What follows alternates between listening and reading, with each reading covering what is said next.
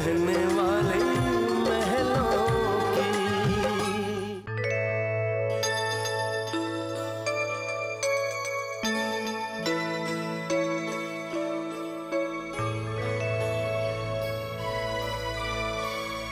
या ये जगह तो काफी अंदर की तरफ है। मेरा मतलब मेन मार्केट से काफी दूर है। इतनी अंदर कोई इंसान सामान खरीदने क्यों आएगा? सही कह रहा है जय भैया, इस जगह की हालत तो बहुत खराब है। यहाँ पे बिजनेस करना तो दूर, बिजनेस के बारे में सोच भी नहीं सकते।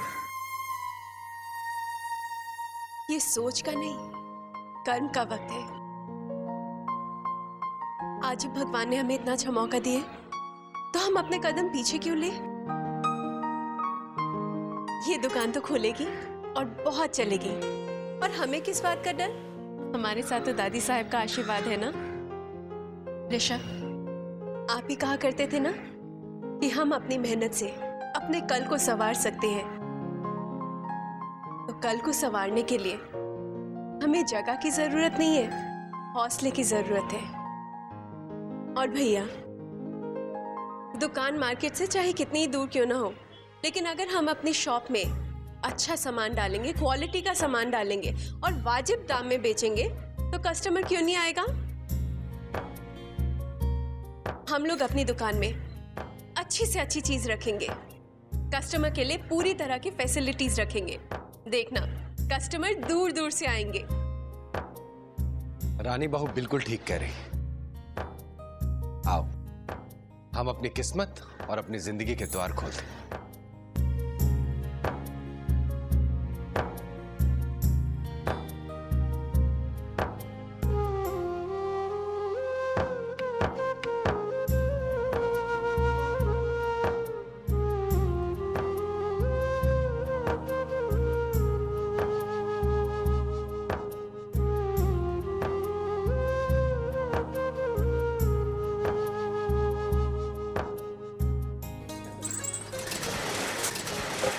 जीवन से गया अंधेरा, खुशियों का हुआ सवेरा, दुखों का कोहरा छट गया है। हो मुश्किल की घड़ी टली है, जीने की राह मिली है, रास्ते का पत्थर हट गया है। इच्छा को शक्ति मिली है, कर्मों की ज्योति जली है, सतरंगी सपने सजे हैं आंखों में।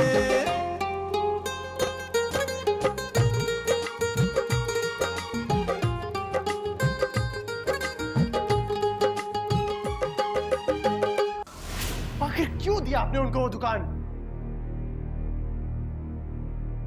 क्यों किया आपने ऐसा? अरे चुप क्यों, जवाब दीजिएगा।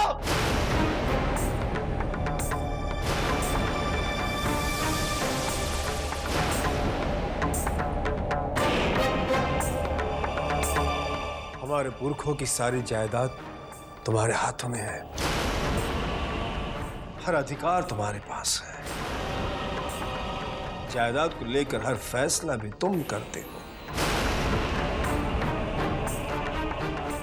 ले दे कि वो एक दुकान ही तो थी जिसका अधिकार मेरे पास था,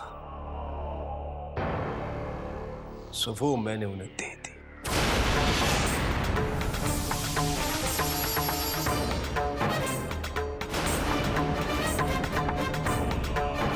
आज मैंने वही किया जो मेरे दिल ने कहा।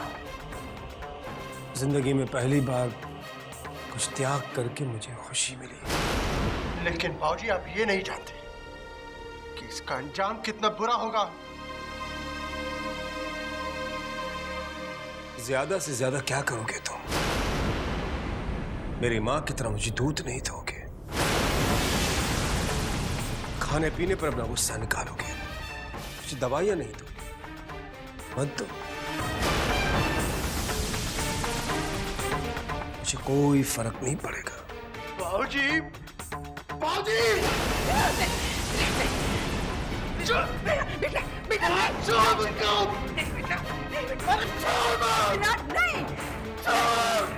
अरे मैं अम्मा भी मेरा दुश्मन है इस घर में। विराट बेटा, वो तुम्हारे बापूजी हैं। अपनी माँ बाप की बातों का यूं बुरा नहीं माना करते। वैसे आजकल वो तुझसे कहते हैं ना, उनमें शब्द जरूर उनके होते हैं, भाव उनकी माँ साहब के होते हैं। मेरा मतलब है उन पर आजकल मातृ प्रेम का भूत सवार है ना।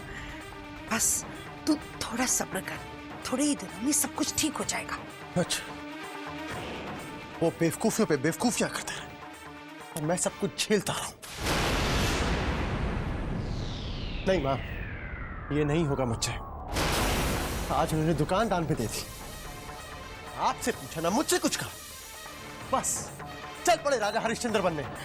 शांत हो जा विराट बेटा, शांत हो जा। उस 2 टके की दुकान के लिए तू अपना अनमोल खून क्यों जला रहा है?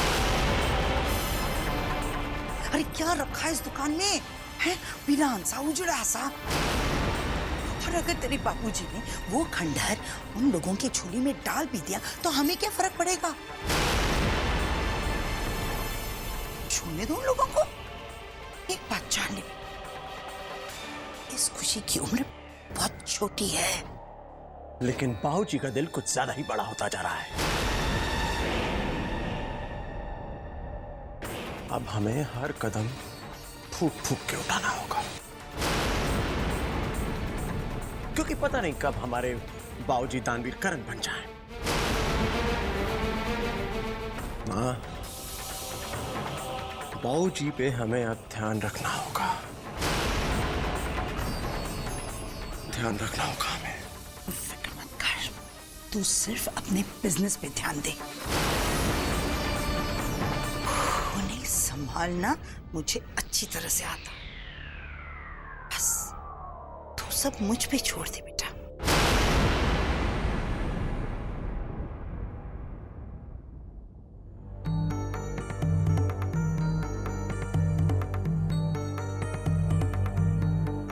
शुभम,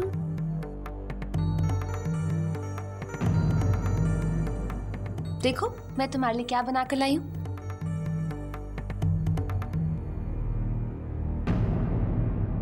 अरे खाकर तो देखो।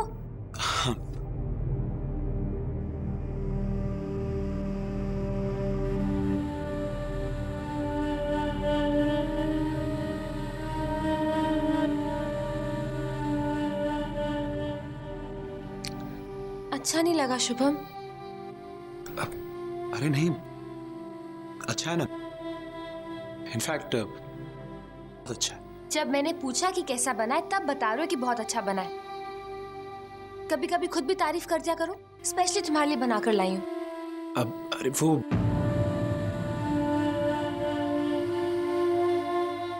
अरे प्रिया, तुम्हारी मम्मी का फोन आया। मम्मी का फोन? वाह, ये खा लेना।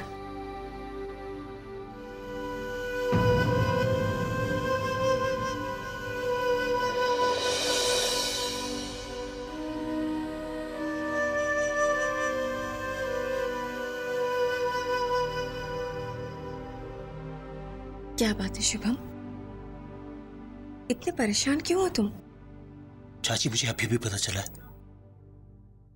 वो काजल है ना,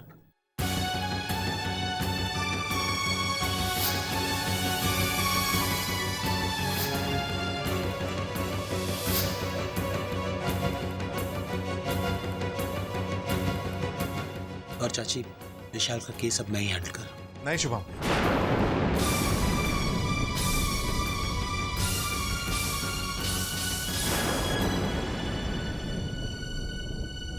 तुम्हें यह केस नहीं लेना चाहिए था। पर चाचू, इस शहर में अच्छे से अच्छे कैंसर स्पेशलिस्ट हैं, वो भी तो विशाल का इलाज कर सकते हैं, और तुम नहीं। मेरी बात मानो,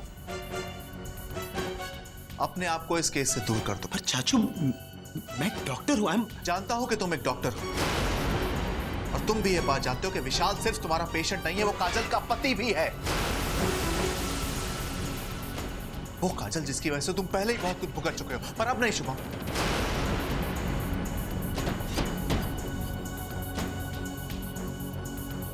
मेरी बात मानो शुभम, इसी में उनकी भलाई है और हमारी भी। इस केस को छोड़ दो। चाचू आप चाची सम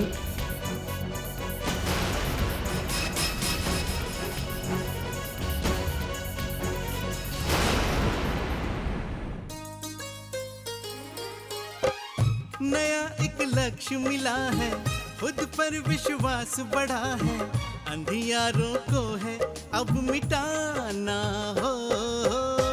दिल की जो बात सुनी है, कांटों की राह चुनी है, उन राहों पर है चलते जाना हो। मकसद की ओर बढ़ेगी, पीछे वो नहीं हटेगी, हिम्मत से बदलेगी वो वक्त के धारों को।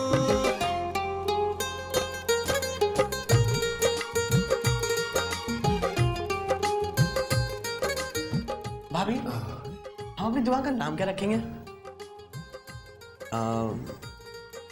धर्म एंड ब्रदर्स। बहुत अच्छा है ना भैया? Very good.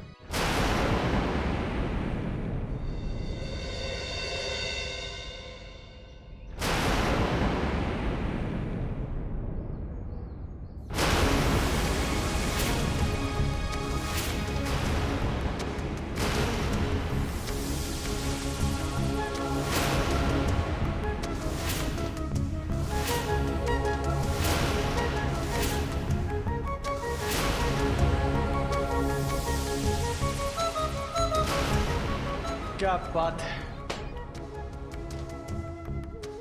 आज भिखारी बड़े खुश नजर आ रहे हैं।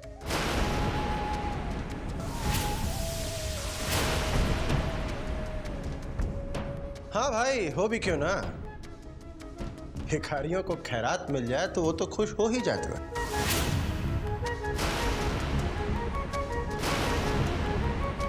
ये खैरात जहां तुम खड़े हो, ये मेरे बाबूजी ने तुम लोगों को भीख में दी है।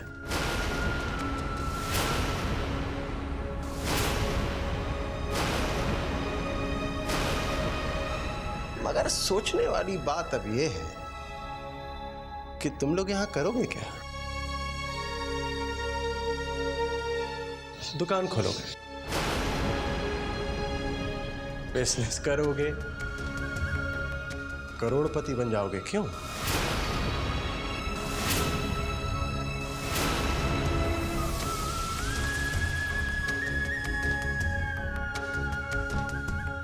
धर्मराज, तुम एक बात भूल गए। तुमने सारी की सारी जिंदगी हमारे यहां नौकरों की तरह बिताई।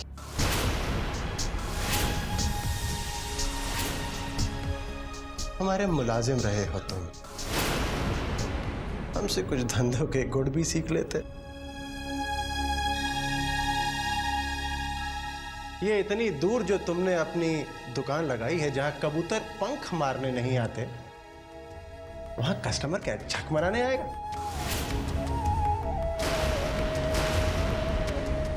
कस्टमर वहां जाता है जहां उसे एक ही दुकान में हर तरह का माल, वैरायटी।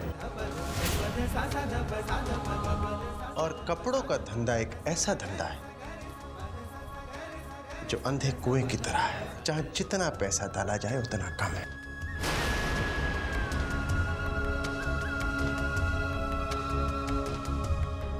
पैसे कहां से लाओगे? और तो और कस्टमर्स को अटेंड करने के लिए एक्सपीरियंस स्टाफ कहां से लाओगे? नौकरों के यहां कौन करेगा नौकरी?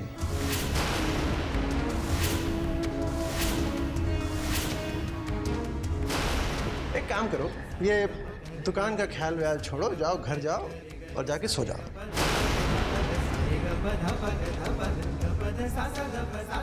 कल सुबह आना, मार्केट में कोई नौकरी वोकरी ढूंढ लेना, वरना इस महीने का राशन भी खैरात में ही आएगा।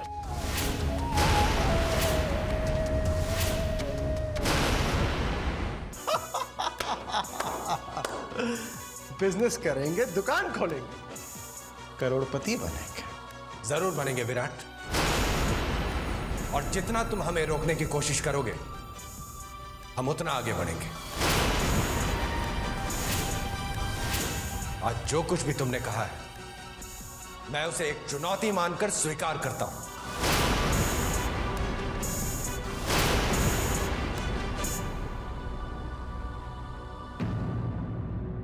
जिस जगह को तुमने वीरान कहा है, कल यहां पर एक मार्केट होगी।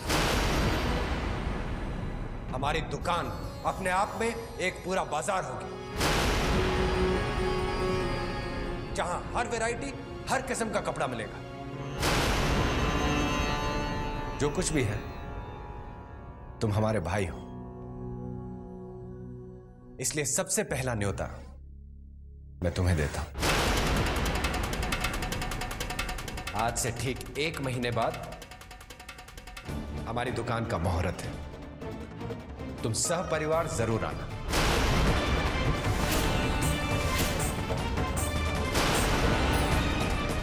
हम पूरे मान सम्मान के साथ तुम्हारा स्वागत करेंगे।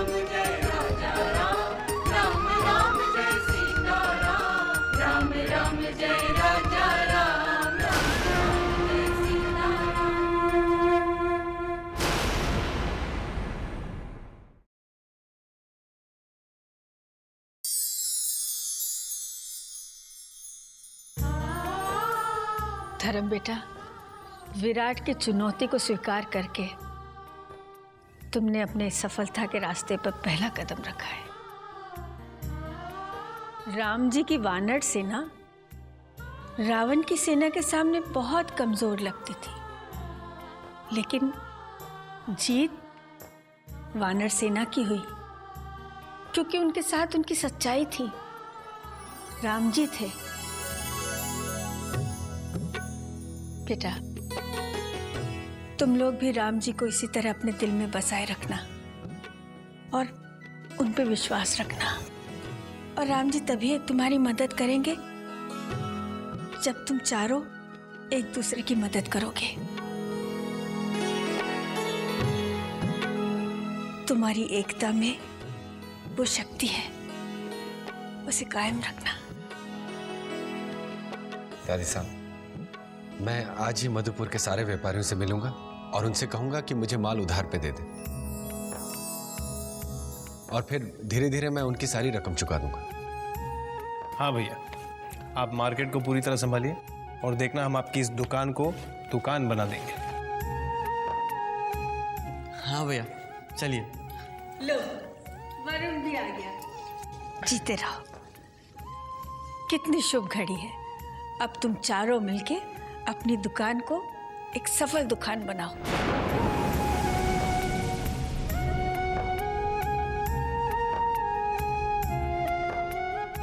दिन दुगनी रात चौगनी तरक्की करो और खूब सफलता पाओ।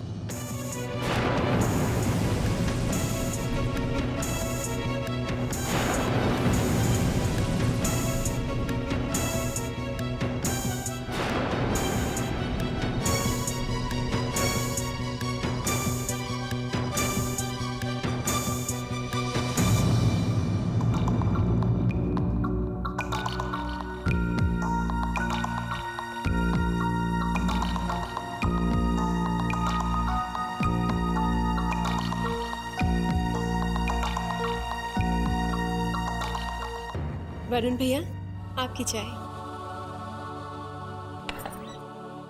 भाभी वो दादी साहब क्या कह रही थी? दादी साहब कह रही थी कि उस दिन जो कुछ भी हुआ,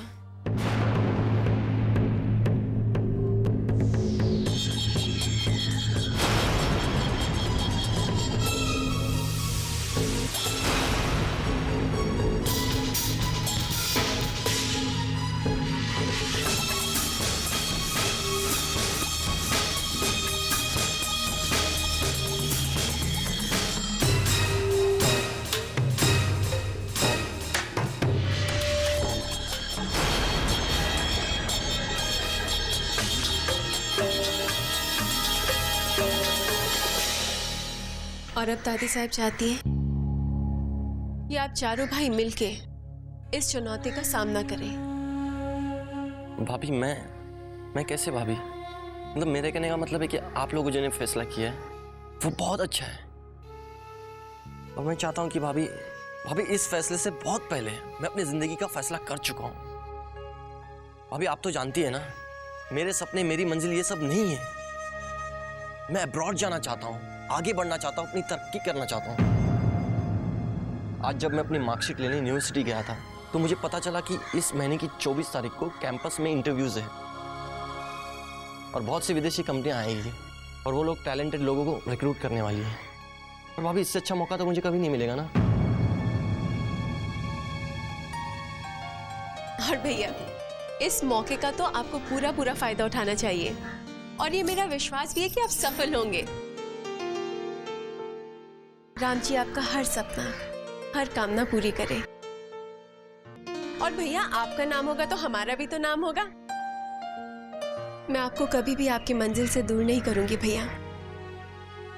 आप विदेश आना चाहते हैं ना, जरूर चाहिए, आपको कोई नहीं रोकेगा।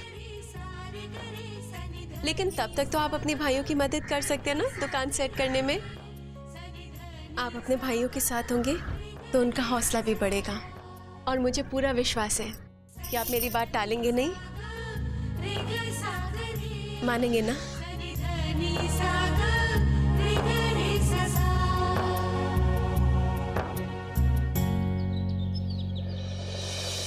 अरे ये पेशेंट नंबर 21 कितने बजे तक आने वाले हैं? हाँ, वो तो 11:30 बजे आने वाले हैं ना। ओह, तो तभी डॉक्टर शुभम कह रहे थे कि कमरा जल्दी से रेडी कर दो। वो डॉक्टर शुभम के फ्रेंड है ना। एक्सक्यूज मी, अरे आप अंदर कैसे आ गए सर? इस वार्ड में एंट्री अलाउड नहीं है सर। ये रूम सिर्फ पेशेंट्स के लिए और उनके रिलेटिव्स के लिए है सर। आप प्लीज बाहर जाइए sir. I am so sorry ना, प्लीज मुझे डांटिए मत, मुझे माफ कर दीजिए सिस्टर। वो क्या है ना, मैं पेशेंट का रिलेटिव तो नहीं हूं, लेकिन खुद पेशेंट जरूर हूं। By the way, I am Vishal Singh, आपका पेशेंट नंबर 21। ओह, तो आप हैं patient? I am sorry sir. अरे विशाल, तुम तो। अरे डॉक्टर शुभम, वो क्या है ना, मुझे हर जगह जल्दी जाने की आदत है। देखो ना, मैं यहां भी काजल से पहले आ गया। मैं सोच रहा था कि जब मैं यहां रहने ही वाला हूं तो क्यों ना इस हॉस्पिटल को अपने घर जैसा बना दूं।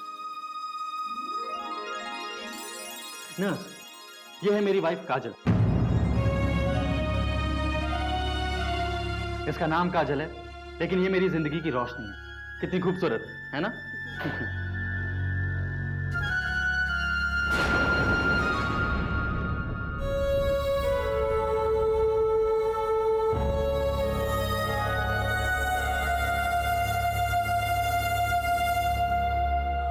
प्लीज ना, प्लीज।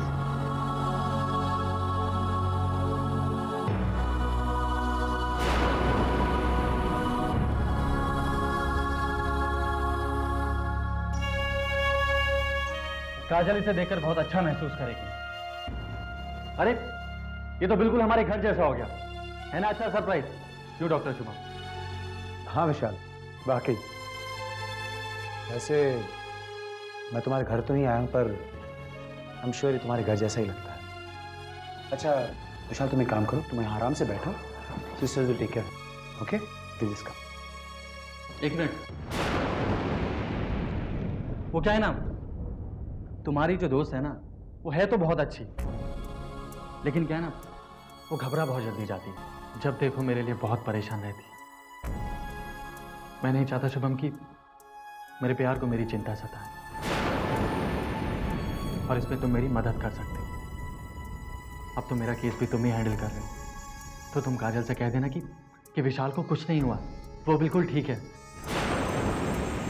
उससे क्या है ना शुभम, उसको तसल्ली मिल जाएगी। तुम ऐसा कहोगे ना? पर विशाल, शुभम, मैं यूं उसे पल पल मरते हुए नहीं देख सकता। मैं जब भी उसकी आंखों में देखता हूं तो मुझे दुख की परछाई नजर आती है, और उस परछाई ने उसकी मुस्कुराहट भी छीन। शुभम, तुम उसकी मुस्कुराहट लौटा दो, प्लीज मेरी मदद करो।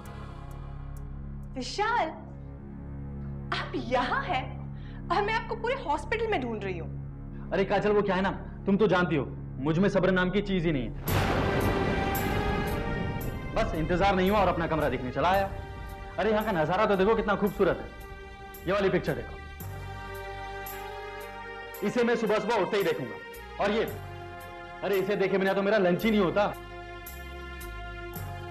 और ये फोटोग्राफ, इसे देखे बिना तो मेरी आंखें रह ही नहीं सकती। तो कैसा लगा मेरा सरप्राइज?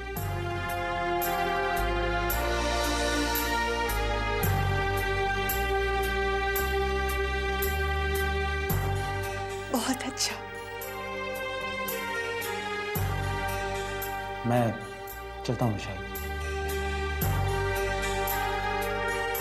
बाय।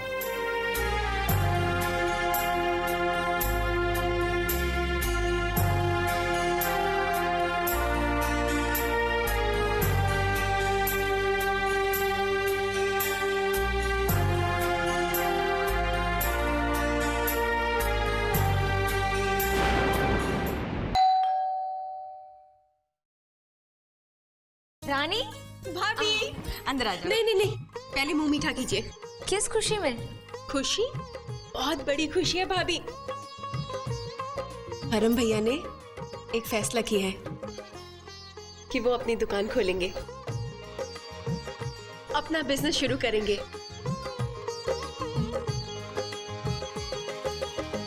भाभी, भैया के सपनों को रास्ता मिल गया, अब मंजिल भी दूर नहीं।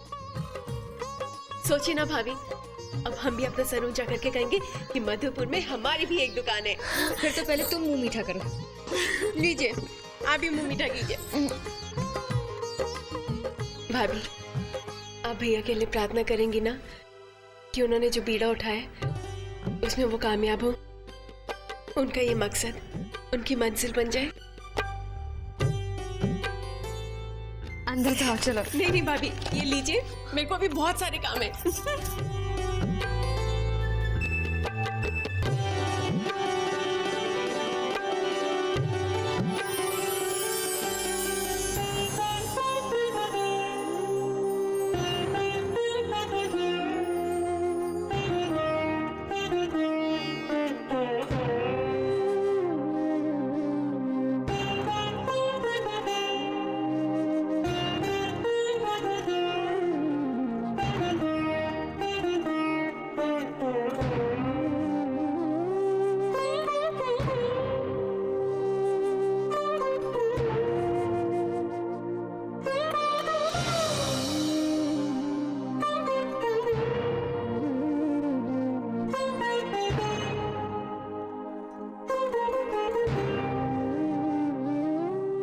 बोलता है जय?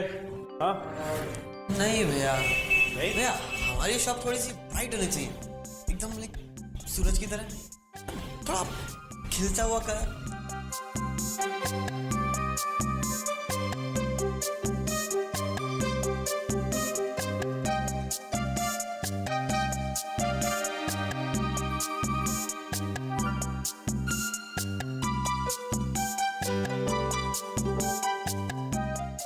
अभी देख। हाँ अच्छा है, अच्छा है ना? एकदम राइट। ले पकड़, मार। हाँ ऊपर ऊपर पूरी दीवार खत्म कर अभी। भाई आप बिल्कुल टेंशन मत लीजिए, मैं पूरी दीवार क्या पूरी दुकान कर दूंगा। चल ज्यादा बातें मत कर, काम कर।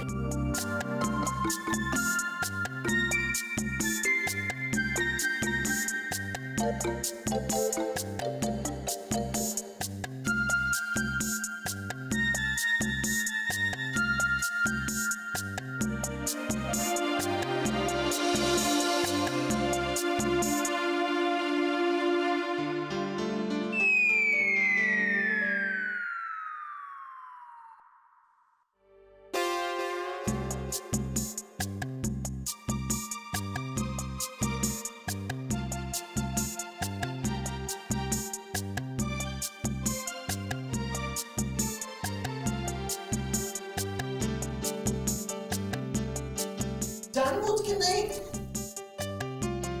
गलती से। जी गलती से गिर गया।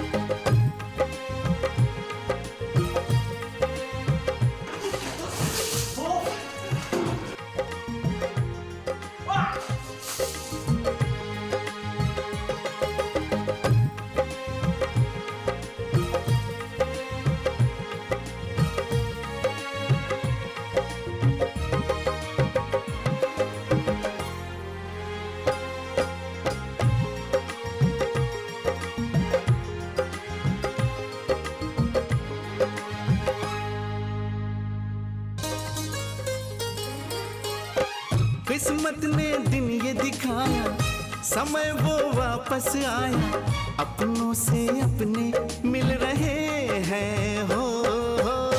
रिश्तों की परत छटी है, कड़वाहट मन से हटी है, मिश्री के जैसे घुल रहे हैं।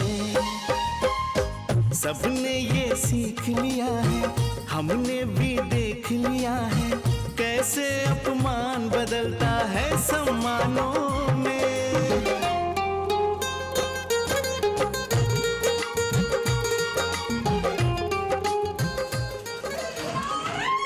क्या हो रहा है ये सब? हे भगवान, ये क्या हाल बना रखा है आप सबने? आप लोग ना बच्चे के बच्चे ही रहेंगे।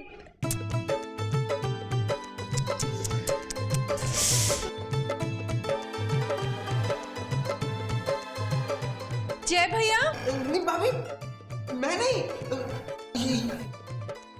ये वरुण भैया आप भी? मैं नहीं भाभी, ऋषभ भैया। ऋषभ?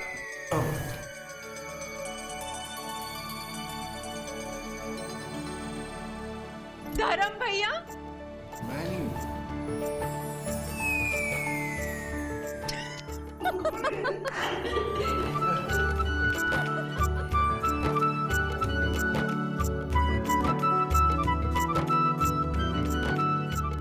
आप जब कब बड़े होंगे? अब ये साफ सफाई कौन करेगा? ये खाना लेके आई थी, अब ये ऐसे खाएंगे आप लोग?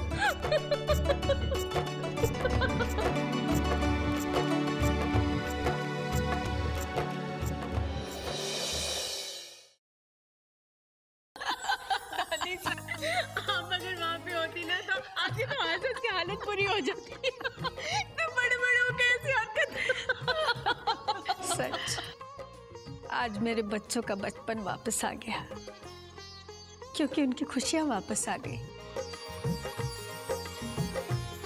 अब उनकी मुस्कुराहट से, खिलखिलाहट से ये घर गूंज उठेगा।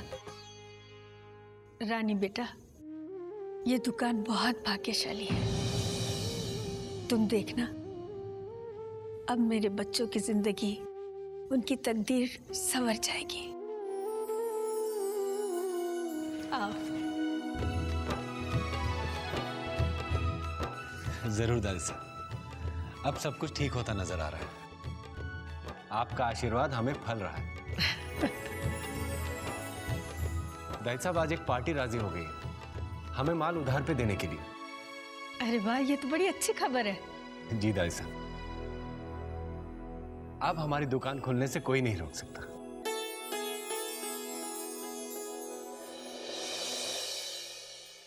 चौबे जी, हम आपसे बहुत खुश हैं। ये काम आपने बहुत अच्छा किया है कि धर्म को आप बहुत सारा सामान देने के लिए राजी हो जाए। इतना सामान कि उसके दुकान में खड़े होने की जगह तक ना रहे।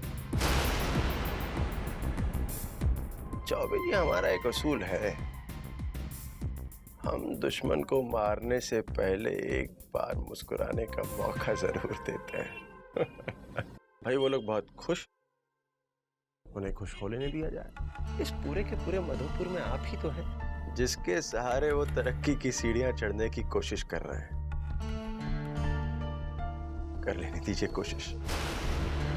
अब मैं आपको बताऊंगा कब उन भाइयों से अपना हाथ खींचना है और कब उनके पैरों के नीचे से उनकी जमीन खींचनी है। हम चाहते हैं कि वो तरक्की की बहुत सारी सीढ़ियां चढ़े, इतनी सीढ़ियां कि वहां से गिरने के बाद उनकी कमर टूट जाए, उठना भी चाहे तो उठ ना सके, खड़े भी ना हो सके। समझ गया, आपका काम हो जाएगा।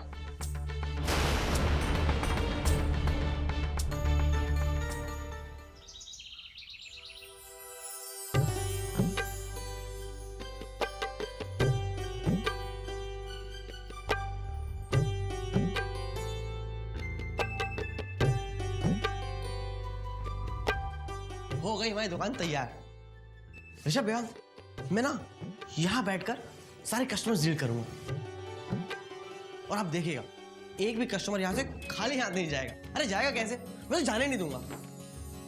पहले मैं अपनी जुबान खाना खाने के लिए यूज करता था, अब कमाने के लिए करूंगा। और भैया, मैं आसपास के शहरों में जाके जितने ज्यादा क्लाइंट बना सकता हूँ बनाऊँ, और ये भी कोशिश करूंगा कि इन हाथों से इन्हें पीटने के बजाय काम करूं। और ये होगी हमारे धर्म भैया की राजगद्दी, और धर्म भैया इस राजगद्दी पे बैठेंगे।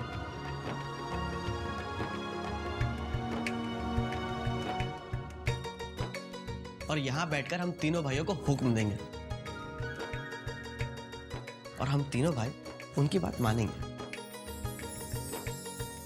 अरे वरुण भैया, आप क्या काम करेंगे?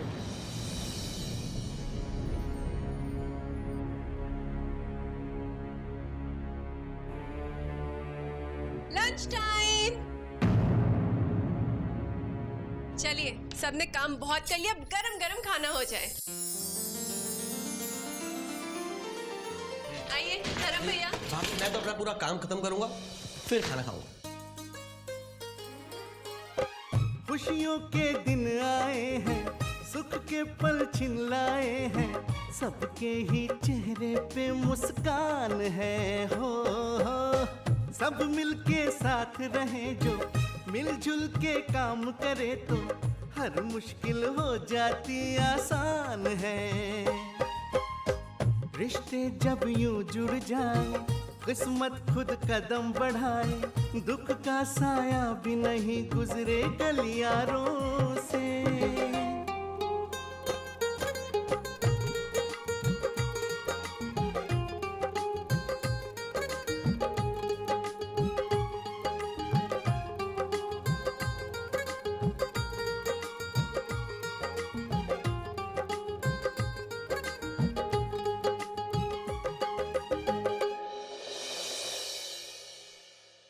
हाँ, मैं नाराज हूं मैं शुभम से, और बहुत नाराज हूं। मैंने उससे मना किया था कि काजल के पति का केस अपने हाथ में मत ले, लेकिन फिर भी वो केस हैंडल कर रहा है। मेरे कहने के बावजूद वो अपने आप को उस केस से दूर नहीं रख पाया। कमाल करता है। जानता हूं मैं कि उसके ज़मीर ने उसे इजाजत नहीं दी होगी, पर ज्योति वो ये बात नहीं समझ रहा है कि कभी कभी ज़मीर की आवाज दिल तोड़ देती है।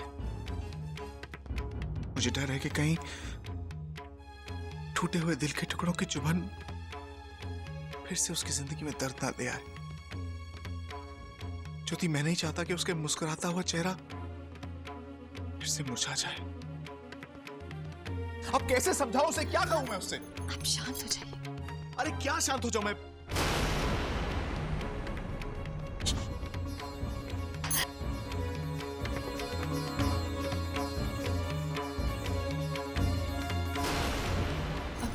शुभम, मैं तुम्हारे लिए नाश्ता लेकर आती हूँ। जी चाची। मॉर्निंग चाची।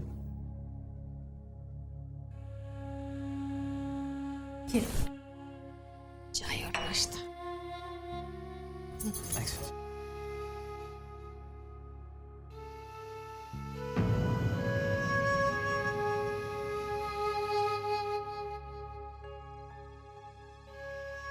चाचू, शुभम, वो मूवी थी ना राही अनजाने जो तुम देखना चाहते थे, ये देखो, ये हमारे घर के पास वाले थिएटर में लगी है, तो आज शाम की टिकट्स बुक करवा लो। प्रिया, आज तो पॉसिबल नहीं हो पाएगा।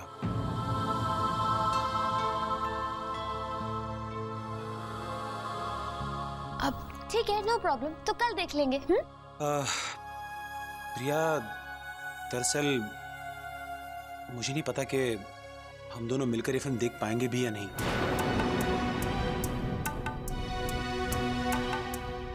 वो एक पेशेंट को लेकर मैं बहुत बिजी हूँ, बहुत इंपॉर्टेंट केस है। अगर तुम जाना चाहती हो तो तुम चली जाओ ना। तुम ऐसा क्यों नहीं करी, तुम चाचू चाची को ले जाओ ना फिल्म देखने। वो क्या है ना कि एक्सक्यूज मी। हेलो, हाँ डॉक्टर, वो पेशेंट की टिश्यू की रिपोर्ट मैंने आपको भिजवाई थी ना। क्या? नहीं, मैं बस I am on the way, मैं बस निकल रहा हूँ घर से। जी जी जी जी जी जी। चाचू चाची जाना होगा। बाय। हाँ जी, वो प्रिया, ये शुभम के पास तुम्हारे लिए बिल्कुल वक्त नहीं है। ये डॉक्टर का काम भी ना बिल्कुल सौतन के काम जैसा है, कभी दिल तोड़ते हैं तो कभी जज्बात।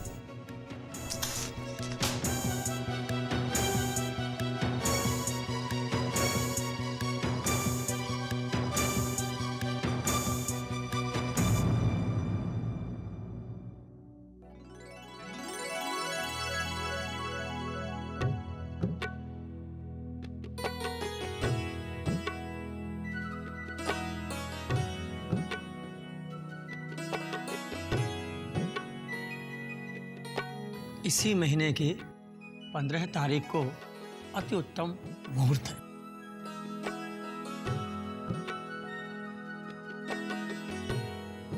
पंडित जी, आपकी दक्षिणा। देखो बच्चों, टाइम बहुत कम है और बहुत ज्यादा काम है। अरे ताई साहब, आप बिल्कुल चिंता मत कीजिए। हम लोग 12 घंटे काम करते हैं, हम लोग 18 घंटे काम करेंगे। और आप ही तो कहते हैं कि जिनके पास मेहनत का जज्बा होता है, वक्त भी उनका साथ देता है। बिल्कुल, और मुझे पूरा यकीन है तुम लोग की मेहनत और लगन जरूर रंग लाएगी। दादी साहब, इस रंग में हम अपने सभी को शामिल करेंगे, अपने सारे रिश्तेदारों को बुलाएंगे। आप मुझे उनके नाम दे दीजिए, मैं लिस्ट बना लेती हूँ।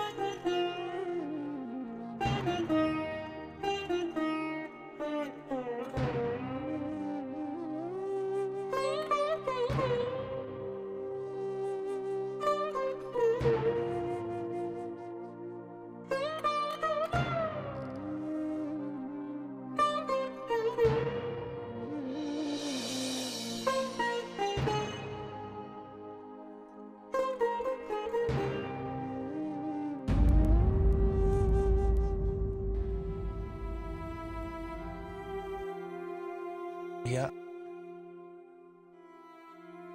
कब तक इस तरह रहना चाहते हैं भैया? भैया अब हमारी जिंदगी का अच्छा वक्त शुरू हो रहा है भैया। अब वक्त आ गया है कि आप अपनी तन्हाई और अपने अकेलेपन को दूर करें। जानकी भाभी हमेशा से एक ही चीज चाहती थी भैया कि आप अपने पैरों पे खड़े हो, आपका अपना खुद का बिजनेस हो। ये दुकान जानकी भाभी का भी सपना है भैया। जानकी भाभी के सपने के लिए, हमारी खुशी की खातिर आप उनको जाके मिलिए। आप खुद उन्हें अपनी दुकान की मुहूर्त पे आने का न्योता दीजिए प्लीज भैया।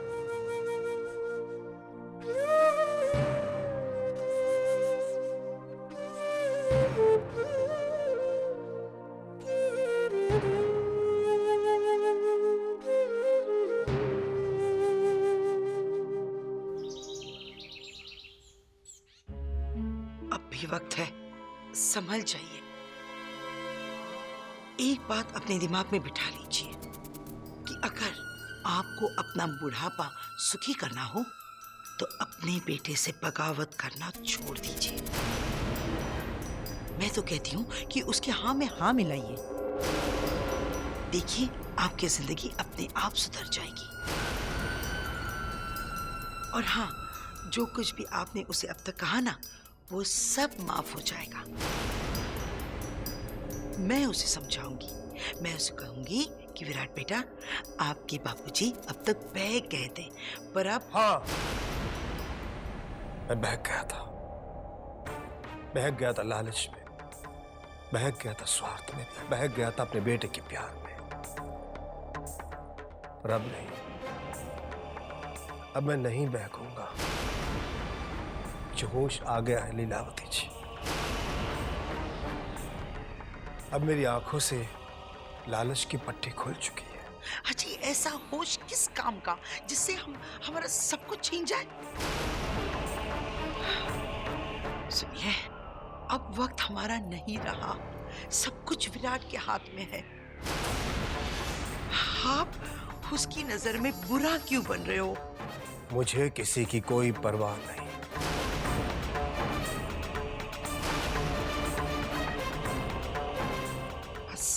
परवाह नहीं है, ठीक है। आपने सोच ही लिया है ना कि इस घर में बेइज्जत होके रहना है, तो रहिए।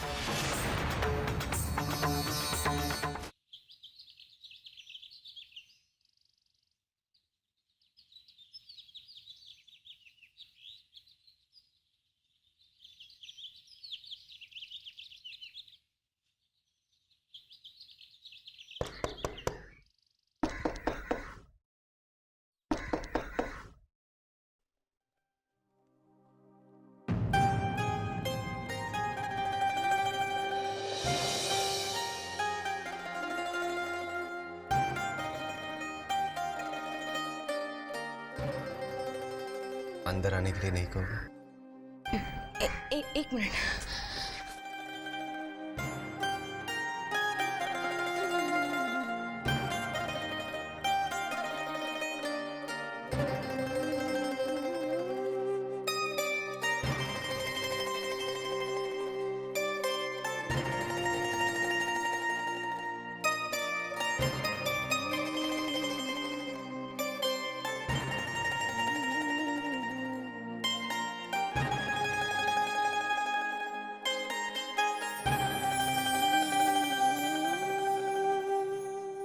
आइए ना।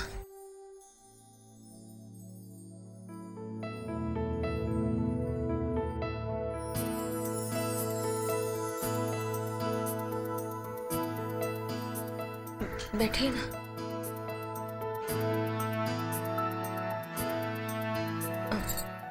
पानी ले आती हूँ मैं।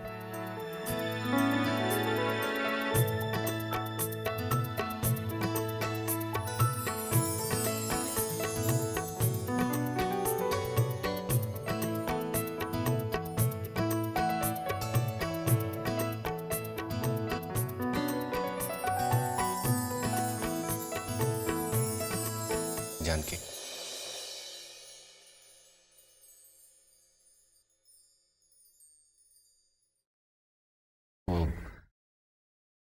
15 तारीख को हमारी दुकान का मुहूर्त है। सिर्फ मुहूर्त ही नहीं है,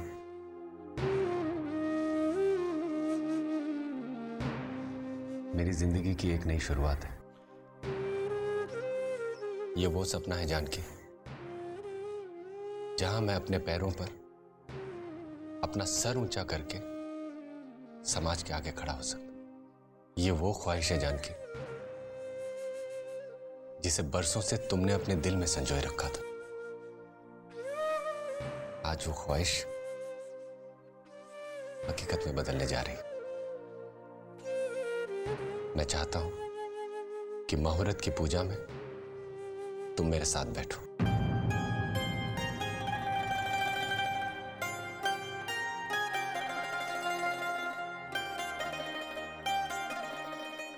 एक पति का दिल अपनी पत्नी का इंतजार कर रहा है।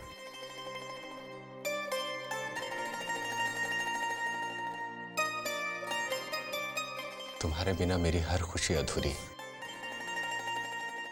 मुझे तुम्हारे साथ की जरूरत है।